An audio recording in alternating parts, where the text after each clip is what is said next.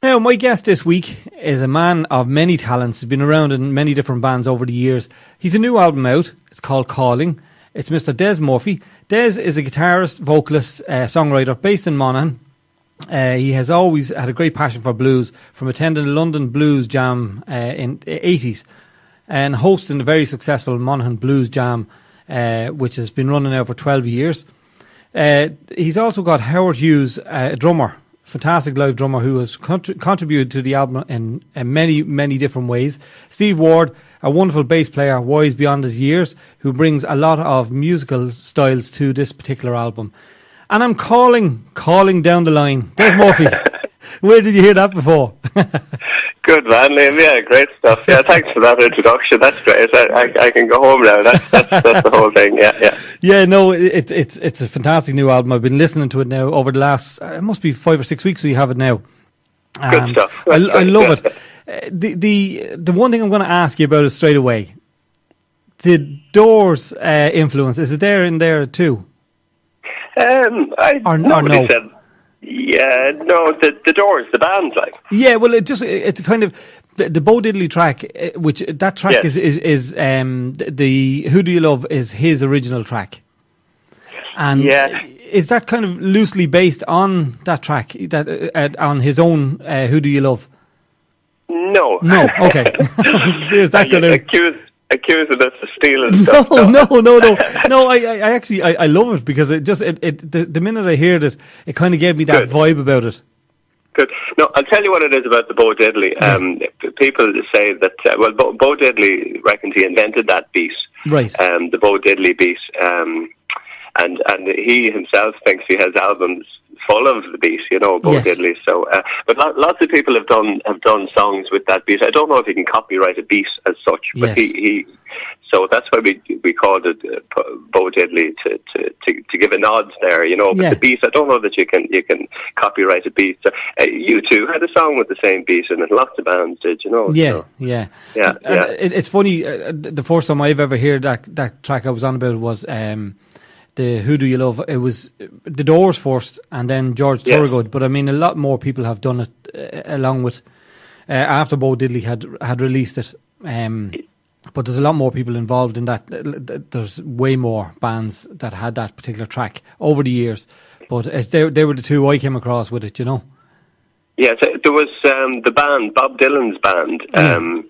For that last waltz, there was a version on there, I think, as well, with that same beat going on it as well. So, but they're all original tracks. In as far as the lyric goes, that I write the lyric. Yeah.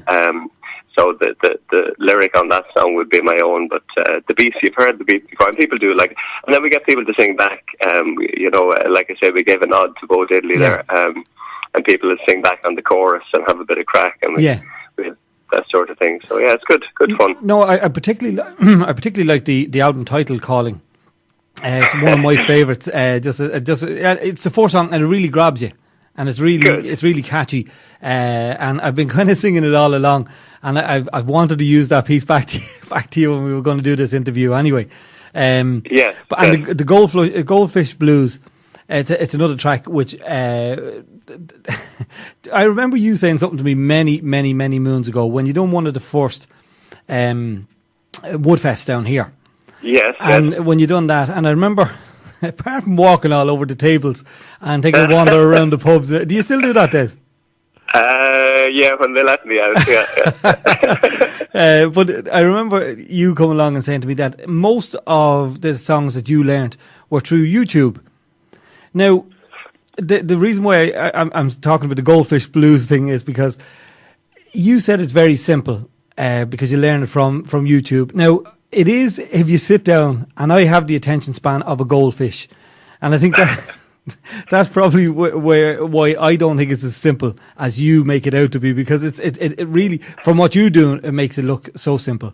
But how do you mean that? The songwriting or the performing? Or? Well, both, because both go hand in hand. And when you're doing it, and then when you're walking around the tables, doing it at the same time, That's just a bit of fun. There's a wireless guitar set up. People use it in the blues, for the fun, Yeah. And then people say, "You're not really playing like guitar," and then you let them play, and then everybody says, "Oh, they are playing the guitar." So it's a bit of fun. It can't be all serious. It has to be a bit of fun too, So it's about a smile on people's faces, and send them home happy. And like I say with the Bo Diddley, if you can get them to sing back to you, so that everybody smiles and has a good time, and you're not playing at them, your audience. You try to come across, to your audience and have some rapport there. Yeah. And how long did it take you to put this album together, Des? Or is it you're not going to tell me 10 minutes now? 51 years.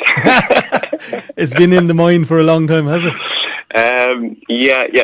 That's just a collection of blues songs that I put together. I love the blues, and we run a blues jam, like you say there, in Monaghan. It's a monthly thing. If I can get a wee plug in. Yeah, for that. when is that? Give me the details on that. Yeah, it's the last Friday of the month in Shane McKenna's bar in Monaghan. But we're on. If anyone goes on Facebook or the internet and looks up blues in Monaghan, blues jam. We should pop up. So. That's there available for people to come along and get up and jam with the band, or they can bring their own band or have just join us or whatever. As long as it's blues based, just to keep the blues going, And this particular album, I mean, when you start off and you say I'm going to do a blues album, really, in all seriousness, does it take a long time to put the whole thing together? Well, no, because I had the songs already. It was just a matter of rehearsing and going into the studio, and so. But like I say, I do also songwriting in different styles. That's just the blues collection there. So, and we kept it simple too. We did 3-piece. We didn't bother with friends or doing covers or anything. We're just 3-piece original stuff. And no, it's funny. So, it's a fantastic album, right from start to finish. You're very good. Thank you. No, I really like the blues. There's when I started off, I won't say playing guitar. I use the word very loosely. When I took up the guitar at one stage, the blues was always something that I really liked. Yes. Not necessarily because it's easy and and the chords are all beside each other and whatever have you. It's just that it just was something that sounded lovely on both electric and on acoustic. Yes. And I just liked it so much. It's funny that we are drawn to it, and even people that don't know about the blues, when they hear a blues band, I've seen that happen before. If there's a blues band playing out on the street, I have one memory in particular in mind. Yeah. There's a band playing outside a restaurant in a beach area, and people that had no business, with the blues would stop and listen, and they wouldn't know it was a blues band, but they loved it. They loved the whole. So we just have to keep plugging away so that more people find out about it. Well, I think music in itself, and I've said this, and I know we're starting to kind of come out of the whole recession thing, but music in the previous recession, whether you remember back in the 80s when we had the previous recession, and then this time around, music seemed to be what everyone's doing, and it's going now to live gigs. There's a lot more live gigs coming about. And there's bands coming back from years ago as well that are playing and stuff. But there's a lot more live music, and live music was always fantastic. It always just took you away from the hassle of everything that was going on around you. Yes. Well, of course, there's no money. There's certainly no money in the blues. there's no money in record sales, if because of the free downloads and all that sort of thing. But so I suppose that's what drives people back out on the road and that too. It's a shame that's the way things are, but for ourselves, we love to gig. So if there's anybody out there needs a good blues band, and we're doing okay, So you're on Facebook. It's Des Murphy Trio on Facebook, is it? Yeah. Well, like I say, I have different. Des Murphy in Monaghan would probably just pop up, but Des Murphy Blues Trio for that particular lineup. And then there's the Blues Jam. You can get in touch with me through, or to come along to the Blues Jam last Friday of the month. So anything to do with the blues, and have an interest in it. Yeah. And is that it's the last Friday of every month, or? Yep. Oh, is it? Okay, because it's been going for over 12 years now. So there's the Blues Festival as well, and in Monaghan. That's an annual festival. It's coming up now next weekend. That's so right. you phoned me just to So that's a big affair with bands coming from America and all over Britain and local, Irish bands. Yeah, really, really, really talented people. So we're really looking forward to that. But they include us, the Blues Jam. They include the Blues Jam in the festival. They give us some gigs so people can come along and jam. Sometimes some of the bigger bands, they come along for the fun, and local people, and it's just a nice way of seeing what everybody's doing and saying hello to people. Yeah, it's fantastic because I don't get off that that often. I'm normally working from Wednesday to Sunday, and I don't get out. Kind of finish at 11 o'clock most nights, but the one at the end of September, I'll be definitely off at around that time. I'm off for a couple of days before I head off on holidays. For the jam? I might just come down for the jam and we'll find out where you are and come down. Oh, do. Because myself and Vinny just loves it to get out and the music and a few pints, and it would be it'd be enjoyable then to see that as well. Good stuff. I'm bringing a guitar. No, Des. I told you this. We'll have a guitar here for you. Des, trust me. I haven't picked up the guitar in a long time. I've 6 of them in the house here, but I haven't picked them up in a long time. To my shame. There's no pressure. If people, that's the other thing. We have a list on the night, and just because the musician is there, he's not hassled into, or she isn't hassled to get up. If they put their name down, well, then we know that they want to get up. But we don't hassle people to get up just because they're there. So that's all right. I'll sit in the background and I will enjoy the music because it's been a long time. You'd be very welcome. Yeah, we'd love to see it. Yeah. No, I'd love to come down and see it. And tell me, you were talking about other stuff then you have going as well. What other stuff do you do then as well? Well, there's, when you write songs, I suppose you just write. It's more the lyric that I'd be interested in. So I suppose there's a wee group here in Monaghan. It's Moppo Sogs, we call ourselves. There's a Facebook page for them as well. And Moppo Sogs is from it's sort of not quite an anagram, but it's Monaghan Poets and Songwriters. Oh, right. And that came about. There's a lady put that together. It's a group of us. There's a sort of a core group of 20, and maybe 10 would turn up every fortnight or so. Sure. And you get inspiration for writing poetry and songs, and sometimes you get a bit of homework, so you go home and you think about it and you write something. It's great. The creativity is making something out of nothing. I have a song there recently, and it was just inspired. I was up early one morning trying to get stuff done before work, and the birds were singing and all that. And I got this song, and I think it's a wonderful song, but it comes out of nothing. Just the fact that you were up earlier than so you were getting a bit of work done. But, well, that's what I was going to ask you. I mean, how do you have time to write and even think about songs when you're working as well and trying to keep the job going? Yeah. Well, don't tell the boss. I suppose my mind wouldn't always be on work, but when you get an idea, you write it down, and then you come back to it. Sometimes the whole song doesn't come in at the one time, and or maybe you're strumming a chord on the guitar or something, and a new chord or something like that, or a different chord progression. Yeah. And you had an idea in your mind, so you've got a bit of a chorus going on there, that sort of thing. But it's fantastic that you can, out of nothing comes something, and something like there's many tracks that have came out of completely nothing. And listening to bands over the years talking about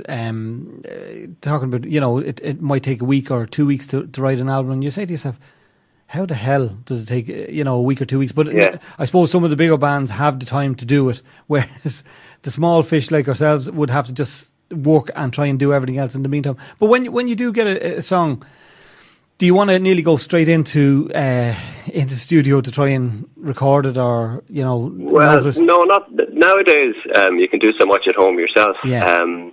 There's Cubase is a program I use. It's not very expensive, and yet you can do wonderful recordings. Now, I still don't think for myself that I'd prefer to go into the studio. I went into Outland Studios there up in Tyrone. I can highly recommend them.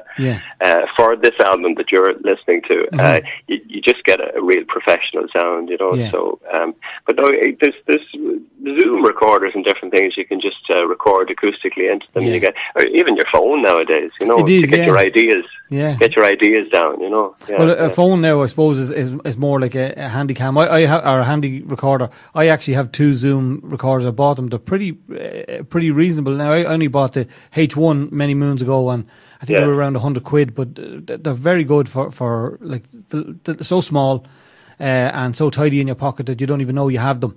But they're very handy there to take along with you to gigs and to stuff like that. So don't be surprised if the Zoom comes out someday at a show and there's recordings done. Because I go to most shows now, and anything I go to, I tend to bring it with me. So don't be surprised if you see it sitting on the table. Oh, you can't beat a live show. I listen to live blues recordings, and it's brilliant because there's no editing or overdubbing. Whatever happened there, it's live and it's real, and it was a one-off, So.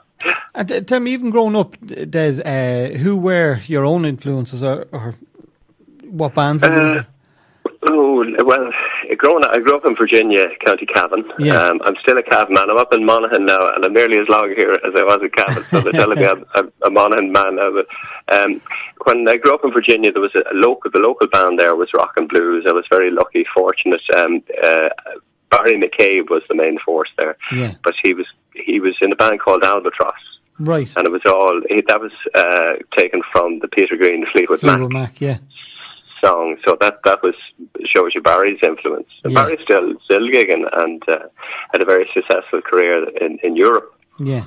So just blues and rock and roll. I loved what he was doing. So Pat McManus, Mama's Boys were around at the time as well. So I went to see them at a barbecue in Kilmalek all those years ago. And Needle in the Groove, that's a phenomenal song. It doesn't get, that it's up there. It's right on top with the best. Everything's perfect about that. The riff and the guitar and the lyric, and you don't get better than that. You might get equal. Yeah, well, it's funny. I said to Pat one day, I said, Pat, any chance of giving me the tabs for that? And he turned around and he said, I wouldn't even remember how to do it, he says. That's just, you just play it. I suppose it's like everything, even yourself, when you get up on stage, it's just like, I suppose, jumping into a car and driving it. You don't think of what you're doing, you just do it. Yeah. I think Pat has a different car to me. What kind of car have you got then? Oh, not a very good one. And tell me, Des, what age did you start on the guitar? Just a matter of interest. Yeah, well, I started playing acoustically when I was 12 or so. There was a nun gave us some lessons in County, in Cavan Town. We got our basic finger picking there. Yeah. And I didn't play. I was in London for years, and I used to go to blues jams there, but I didn't play in bands or anything. So I'm playing a long time. The blues, to say the blues, it's easy to play and hard to play well. So we're all still learning all the time. Well, you still learn, you're watching and listening all the time. So. Well, it's funny. I mean, I look at people when I'm at gigs and like you and anyone else I go see keep saying it's simple. But when I take it home to try and do it, it's just not as simple as you make it out to be. It is. And that YouTube that we mentioned earlier, you can go on there, for anybody listening, you can go on there and there'll be somebody showing you how to tune your guitar. Yeah. And somebody else showing you how to play simple songs, Knock on Heaven's Door, a nice slow 3-chord song. Yeah. And when you get that under your belt, then you go into something that we all have to start somewhere. So yeah, well, I think for me there was a lot of AC/DC because they had the 3 chords in it as well.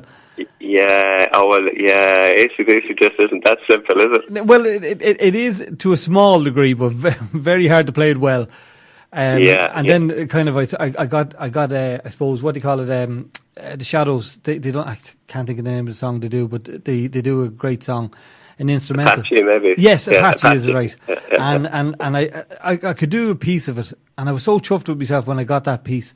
And then I left it for about, I didn't do anything for about 2 months, and I came back to it and I thought automatically I'd just pick it up again. But it wasn't just that simple. I had to go back in and relearn it again, because it's like everything else. When you don't do it every day, you kind of forget a little bit. And at this stage of life, which I'm 21 plus a lot of VAT, it's very hard to remember what you would remember when you were growing up. It's been one regret, and I tell a story, and I remember my grandfather, Lord have mercy on him, he, many years ago, he was a carpenter, and he was an awful hooer for taking stuff out of a bin, Des. And I think I got a bit of that as well. Anything that was in the bin, if there was a bike in the bin, I took it home and tried to fix it. But he took a guitar out of the bin one night and brought it home. The fretboard was broken on it. And being a carpenter, he fixed it. Yes. And there was a friend of mine in Drogheda, mad to get this guitar off me. He played guitar. And I never did at the time. And it was just the fact that I just had the guitar. If we had camera phones at the time, I probably would have taken a heap of photographs with me with the camera or the guitar. But yes. He was mad after it anyway, and I'd never sold him. I gave in about 3 months later. Now, bearing in mind, at the time I was on 50 quid a week, which was my week's wages. So when he offered me 80 quid, it was a week and a half of drinking money, is what I thought of. I have an idea it was a really good guitar. It feckin' was. It was a Gibson Les Paul. It was a Gibson Les Paul. It was a sunburst colour and all. Yeah, and I was in Walton's kind of a couple of years after, or not a couple of years after, a couple of years ago. And I said, roughly, I know you can't tell without seeing it. But he said, well, roughly, it's probably worth about 2.5 to 3 grand now. He says, you know, but I mean, at the time the money was relevant to then. But Pat says to me, I won't say what he said, but needless to say, it wasn't the best. He said, even if you never do anything with the guitar, leave it there. And have it for years to come, because it especially, and at the time Gibson Takamine, it would have made nothing relevant to me what that meant. I suppose if we had Google at the time, I would have searched it and would have realised it was worth an awful lot more. But no, it's just one of them things, and I then later on in life took it up. I find it's harder to take it up later on in life, and I don't care what anyone says. The guitar, still to get YouTube. I'm just thinking for you there, it might be. Have you ever tried open tuning? No. But that's a blues thing. You tune your guitar again. Go to YouTube. Someone will show you how to tune to open G. I would recommend G is good for the blues. So you've got one chord already. You know, out of your 3-chord trick, there's one chord. You've already tuned your guitar to G. Yeah. So you just slide up to another place, that's your second chord, and you know the bottleneck, you know. So you slide up to one place, that's your second chord, slide up somewhere else, that's your third chord, there's your 3-chord trick, and you can get a lot of good stuff without nearly using your fingers at all, just with a bottleneck, you know, a steel or a bottleneck, you know, or maybe a Budweiser bottle. Yeah, well, you actually said don't use it when it's full though. You actually said before that I think you only took about 6 months lessons at the time. Say that again, sorry. When you started off with guitar, you only took 6 months lessons anyway, and then the rest you learned. A lot of the songs you learned off YouTube once you had your chords. I think, if you're passionate about something, I think you'll follow it. You know, there are people who are good at all different things, just purely because it's what they want to do. It's their dream. Yeah. And playing the guitar is something, or any sort of music. Even you know, I'd pick up different instruments to that just because I like the tone and everything. You know, and you. Yeah, just keep at it, keep plugging away. Yeah. Well, eventually, because I think at that stage I had the what do you call it? The fingers and all were hardened up, and ready for action, and then I let them go again. So the calluses had kind of gone away. But yeah, bottleneck. That's what you need. I know. I need as simple as anything at all that I can get. Des, it's been wonderful chatting to you, and as I said, I'm going to hope to get down to you before I head away in October. So I'm going to try and get Vinny together, and myself and Vinny, and maybe another one or two might come down to the jam session and just sit in and listen. Or if there's anyone listening over the festival next weekend, like I say, we have blues jams, you know, we're on the blues trails. So have you any particular days on that yet? Or yeah, well, there's one here next Thursday night, as a sort of a festival warm up, because some of the main acts will be around from the Thursday, and hopefully they'll come in and join us. And then there's an official one on the Saturday in the Shamrock Bar on Dublin Street in Monaghan, and there's one on the Sunday at Seamus McKenna's Bar. And you know, it's just you put your name down, you get up and you have the crack. Normally people would play 2 or 3 tunes, and then somebody else would jump up, or maybe a whole band or half a band. We had a violin player for the first time for our last blues jam, just jumped up and was fantastic, really fluent violin player.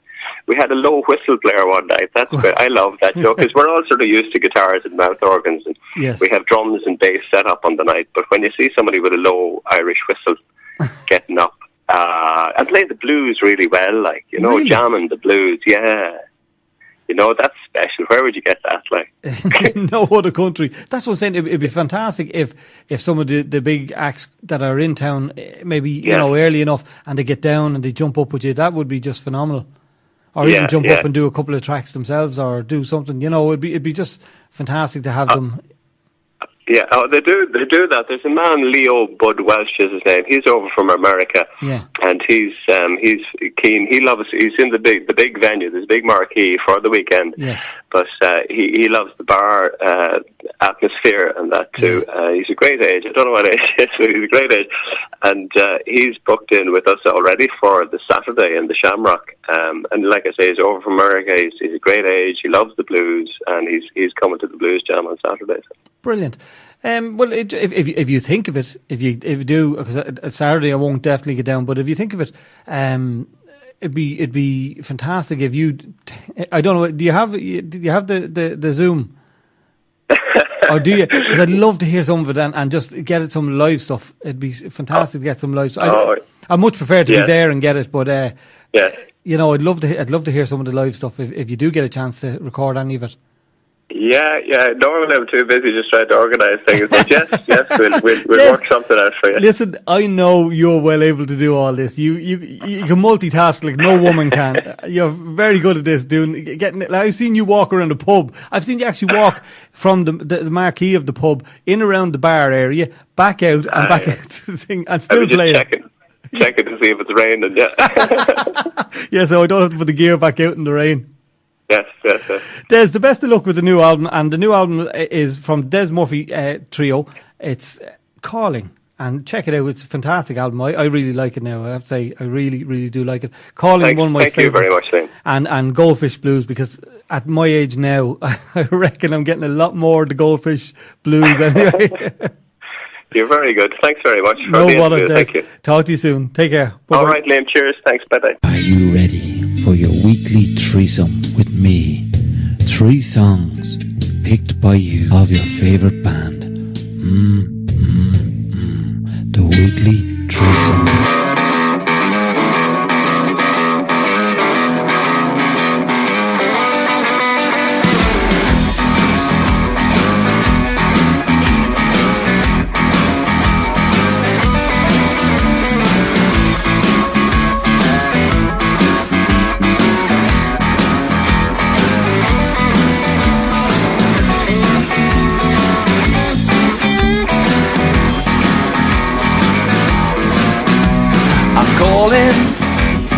Calling down the line. I'm calling down the line. I'm sorry for leaving you behind.